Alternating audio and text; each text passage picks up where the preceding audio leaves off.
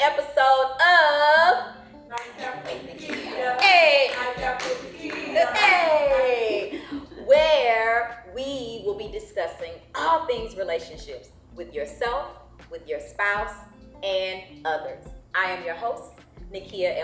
Please note that the psychoeducational content provided is only for informational and educational purposes. This does not constitute a form of therapeutic advice or counseling. If you require personalized therapeutic or counseling interventions, it is recommended that you seek the services of a licensed mental health provider. Y'all, tonight, I'm excited, but tonight we will talk about the delicate journey of rebuilding trust after infidelity. And man, we're gonna unravel the complexities surrounding this sensitive topic, and I pray that it provides some insights to some of you that have to have your broken hearts mended. You see, I want y'all to get ready. I want y'all to get ready, especially if you can relate to this topic, because my guests tonight are not, they already told me on the phone. They said, we're not holding back. We're gonna give y'all the tea, because this is the thing. We sometimes go through things so that we can help other people, right?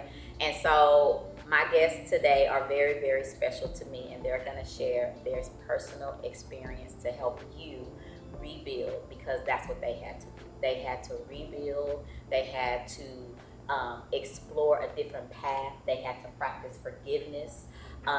And they have now a renewed love for one another. I met this beautiful soul, Tiffany Terry Thomas. That's me. And she is sitting with her husband, Brandon Thomas. And y'all, let's welcome them to Nightcap with Nakia. But y'all know what it is, right? Before we dig into the juice, we gotta talk about the juice. What you sipping on? So y'all drop it in the comments. Let me know what it is that you are sipping on. Y'all, I want us to go ahead and dig into this topic. But before we do that, tell us how y'all met. Oh, that's funny.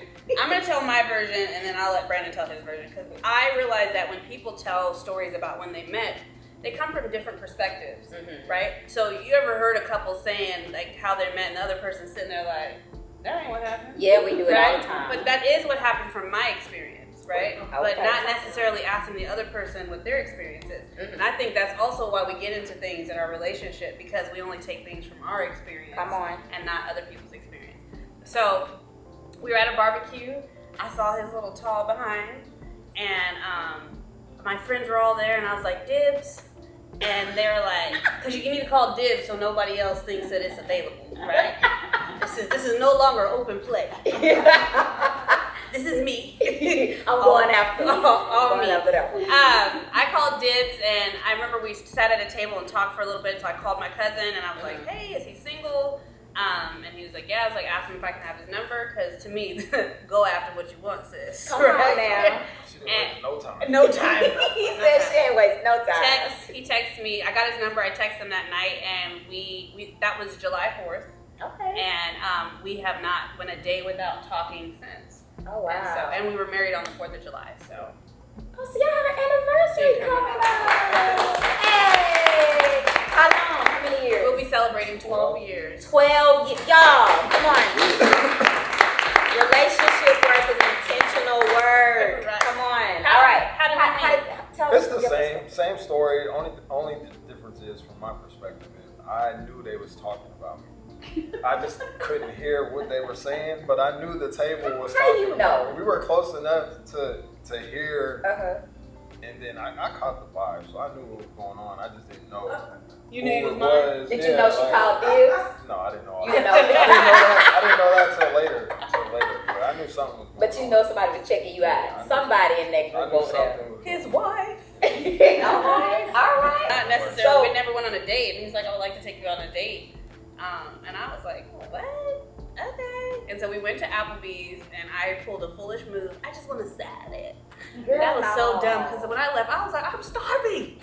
Did you eat? Did you eat all the salad? I picked at it and stuff like that. I was not So myself. like she wasn't hungry. Right. No dessert? Nothing. It just was like, A salad and a splash of this. Yeah. Splash. And I'm like, that was so silly of me. But after that, because we had talked so long, we went back to my house. And we talked for a while. And then I went back to my room and I said, you can join me if you like. Oh. And he took a long time to join me. It felt like I was waiting. What were you doing? Who else was there? My sister, my stepsister, my sister was up there. Was Jamar there? I don't know. And I remember my sister said to you, she said, are you gonna go? And you're like, and you got up and you went back there. And then, So you had a salad, but you got some dessert. oh, he ate dessert. Oh, I should have known. But you. I even So you guys went on a date, salad, dessert, deal was sealed, and you got married, and it was happily ever after. Oh, That's funny. so it was not. It was not. So tell me, when in the relationship do you feel like you began to feel the downward shift? A year later, I got sick, Okay. and we found out that I had congestive heart failure, that I was dying. Yeah. And so my heart was functioning at 14%. And around that time, I knew something was wrong, so I was trying to push him away. So I was like, I don't want anyone to be a part of me dying. Like, I don't want you to even gain an attachment from that. So there was a lot of stuff that started off where the foundation started to, and we weren't even married yet, but the foundation was just kind of, it was sick, Yeah. like diseased. Yeah. Right? Yeah. And so, but then we made it through that, and he asked me to marry him. And then I'm thinking, like, I never want to get married again either, because I'm coming out of a first marriage. And I was Yeah. like, I'm cool, it's cool. And he was like, no, I'm really like, this is what I want to do. We get married, I'm thinking everything's great. And we then get pregnant. 2 weeks later, we have a miscarriage. 2 weeks later, we're pregnant again. And we're poor. So we're married, we're pregnant, and we're poor. And So, poor. like, right? And poor. And have a kid, right? And so for my first marriage, and it was kind of like, that's when things started to be like, who are you? Who did I marry? Because we then, our relationship separated as friends, and we became these people now with titles, Yeah. right? Friendship went away. Yeah. So it's like husband, wife, Ship went away. and you play that role because for us in society, black people don't teach. There's no class, and there should be. There definitely should be workshops and stuff, and I do teach these, and you do too. Yes. So, but there's no class to teach you that your role does not define you. Come on. Yeah. Right? Yeah. And so when you go into a defining role, you then take on what you looked up and saw on Instagram and what you saw your parents do, and you start doing all these things, and you forget about self. Yeah. And you also forget about that self married another human being that is a person. That is a person. A whole nother. A whole nother individual. Yeah. And so that became difficult in y'all's relationship with trying to separate Oh, absolutely. the two to where you lost the friendship. Absolutely. And just being. Go ahead. I was gonna say the stress too of her being sick, and then us having a baby, trying to scramble and figure out how we're gonna make ends meet and provide and do all those things. So I think it was just like a compound of everything all at once, and then forgetting that we have to nurture that and still remain friends and nurture that relationship so it can continue to grow. And I don't think we were doing it. Yeah. Yeah, absolutely not. And so we didn't have God in our marriage either, and we didn't have friendship, and we also didn't have communication, and we didn't did not have humility. Yeah. We did not have Grace. grace. We did not know what unmerited mercy looked like. Mm-hmm. And it was something where then you start to put on, now you're the role, you're my husband, you're my wife, you're supposed to be doing these things.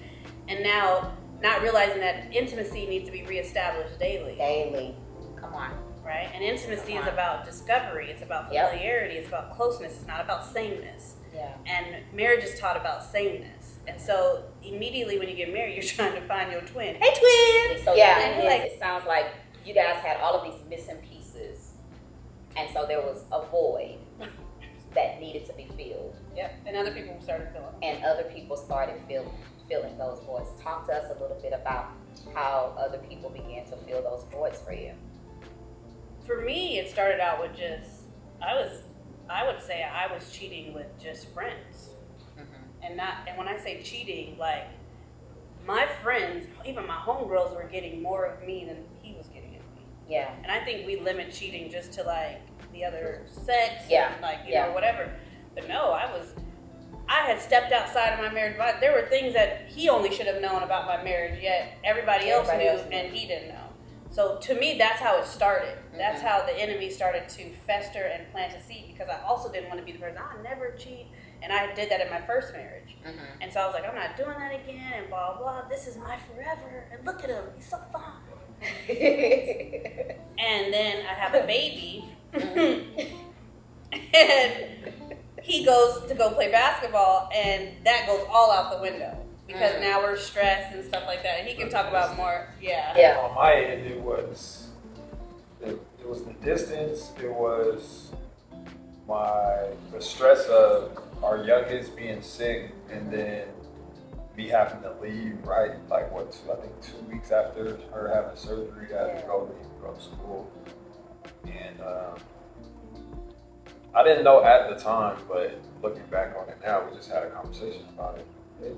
I was severely depressed during this time. Being away from them, like I had like my comfort zone, I had my schedule, my routine of my family, and then so when I left, all I had was school and a bunch of unfamiliarity. Like I didn't know, like I didn't have them to fall back on and lean on. When I was going through stuff, I had no outlet or nobody to really help me through what I was going through. So I wasn't talking to nobody when I was going through stuff. Me and her had our things that we were going through at the time. So I'm all the way in Hawaii. We're going through our issues, arguing or whatever, family stuff, whatever it may be, finances. And it was just a strain on top of not being happy within myself. So I think that's where it started for me. It was the unhappiness within myself. So he's depressed. He's not talking to me. He's not talking. And then let's not leave out that I think I'm perfect. Okay? I think I am so perfect. Like I am the best. Why would you cheat on me? Why would you not talk to me? I'm so talkable. And he was like, you think you're the best person to talk to, but sis, it is not, right? And so thinking that, right? Thinking so highly of yourself because you're trying to place worth on yourself that was stolen or taken from you throughout life, right? Yes. And so for me, when he gets back, now we're going through this thing where I remember the night I found out. Mind you, we both done it, so I'll get into that in a second. I found out, and I remember he was like, "You're not gonna scream, you're not gonna cry, you're not gonna shout." And I said, "Ninja, you ain't worth it." And I hung up on him. I said, What do you mean? And for me, I just thought it was karma because I had did that in my other marriage, right? Yeah. And so was the other person. So I just thought, I'm doing all this, but then I also started to think back, and this didn't happen until later on in life, but epigenetics. Things that your environment and your DNA can mark on you and stuff like that. This was my family's MO. This is what my parents were doing, right? That if we went back to look at our stories, our parents had experienced the same thing, and there was no fruit to show from it. Come on. And so I started to recognize, so when he comes back, now I'm like, you owe me. Bow down to me. You have disgraced me. Right? Yeah. Because now He has to pay. Yeah, I right? want him to show that I'm worthy. Yeah. And that wasn't happening in the manner that I happened. So then I robbed God. Vengeance. I was just going to say, tell us about how you robbed God. There you go. I robbed God Vengeance. because manipulation has always been a thing with me. Where if I can manipulate something to benefit or create pleasure in my life, right, that was what I would do. And so that's how I then turned it on him, where it was like, he didn't even have to make me upset. It was like, I'm doing this because I know I'm better than this, so whatever. Yeah. And so when the infidelity was created, we went through these years where it was just like he was in this apologetic, like always having to say sorry, and I'm in here like, I'm a saint, I'm not doing anything, mind you. When he came back, I'm like, no, I'm getting you back. I'm gonna get you, I'm gonna make you feel the way I felt. Because I was like, I would never do this to you. Why would you knew this would happen in my last relationship. Why would you do this to me? Yeah. Thinking that he owed me something. And forgetting that he was human. Mm. So I idolized him when I started to think about it. I made him think that he was flawless. Right? And then he does this great act, and now he's spending years trying to gain my forgiveness. Gain your forgiveness and trust. Right? And I mean, even the littlest things, like, and I just remembered, I just was telling him in the car, I said, man, I mean, the littlest thing would just tick me off, and I'd be like, and we're back. And he was like, when will you let this shit go? He's like, I can't make a move without you just, if I step on this, you're like, and now you look at the teeth. You know? Like, I just put my foot down. Yeah. And I'm cheating because I put my foot down. Like, chill, sis. And for me, it was a lot of back and forth of, do I trust you? Yeah. Can you? And then it was like, and of course you could trust me because I'm not telling you everything, right? And I think that's another thing, women, we get away with a lot of stuff because a couple minutes later, God started convicting my soul. And I remember one night, God showed me, like, you know how disrespectful you were? Do you know how... To him? Yeah. Yeah. Mean you were? And even though I wasn't doing it anymore, I had never really sat down and said, I'm sorry. And so I wrote him this letter. And I just was like, because then I realized that I had gained that one of power from my mother, because I saw her see when things didn't go her way. Yeah. Let me manipulate this. I have the power to do it, right? Yeah. I remember sending him a letter, and I was just like, I'm so sorry for disrespecting you. I'm so sorry for doing all these things, especially when I started to realize the things I had done when he was in Hawaii, just being mean, because I was hurt. Yeah. And robbing God, right? And then a couple months later, God says, you're going to go on a fast. And I'm like, and it was right after our anniversary. So I was like, what? He's like, off of social media, everything. And I remember day 4 of the fast. He's like, and now you're going to confess everything to your husband. I said, what? Okay, wait. So, he didn't know what you were doing. No. But you were making him pay For everything. for everything that he had done. He was Jesus. He was paying for all everybody's sins. For everybody's sins. He was paying for everybody's sins. He was paying for it. By stripes, you was healed. He was paying for every. At this fast, God tells me I'm going to confess. I'm like, no, I'm not. Yes, That she ain't happening, is. right? I'm crying. I remember calling him because normally he works doubles. I'm like, hey, what's going on? You staying over tonight? He's like, actually, I'm on my way home. I was like, oh. I mean, I'm weeping. Like, I call my aunts. I'm like, pray for me. I'm about to walk in the wilderness. God literally, like, I was like, oh God. I'm like, I'm gonna have to be obedient, because then God shows me 4 ways this could happen. He's like, if you manipulate it, these are 3 ways. It was chaos. I felt the agony in my body. I remember being sick. I felt the same. Yeah. And then he said, but if you do it my way, I will walk so closely with you, you won't even feel it. Come on. I remember getting all set up. I cleaned the room up, ran a bath, all this stuff. Me being manipulative. I was just going to say, Right?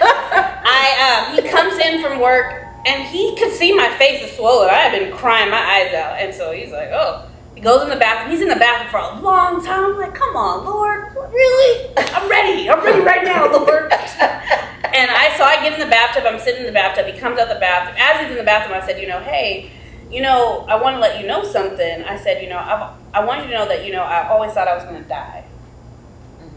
And he was like, I know this. And I was like, okay.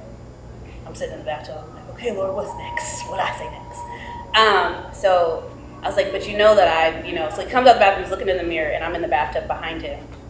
And I said, I haven't always been an angel. And he said, what does that mean? And I said, I haven't always been faithful to you. And he said, what does that mean? And I was like, I have slept with other people. And he said, and at that point, I don't remember what he said. I remember I started bawling. And I said, and I want you to know I'm so sorry. Yeah. And he turns around and he says, will I ever be put in a situation where I look stupid? And I said, no.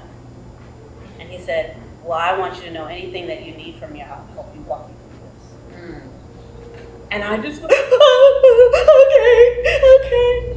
And I remember God saying he had to mirror the same grace you gave him. Yeah. That, because that was what happened. Like during this whole time, I was giving him grace because I was staying and stuff. But I remember that was like, and God said, I can't take you. You can't go minister to couples if you're not honest.